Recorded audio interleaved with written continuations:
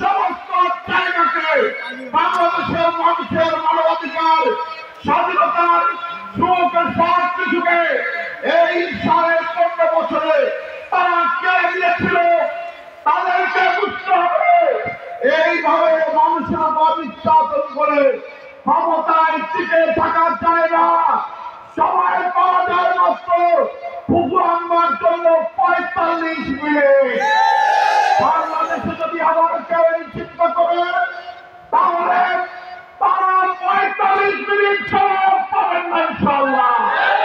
আসেন সামনে বন্ধুগণ, আগামী দিনে আমাদের আজকের সমাজের প্রধানমন্ত্রী যে নির্দেশনা দিবে সেই নির্দেশনা দিয়ে নদীতে গলিতে মাঠে হয়ে গেলে পথে প্রান্তরে আমরা ছড়িয়ে পড়ে ভোলাকে ইসলামের ভোলায় পরিণত করার শপথ গ্রহণ করি, চেষ্টা করি। আল্লাহ তাআলা আমাদের সবাইকে তৌফিক দান করুন।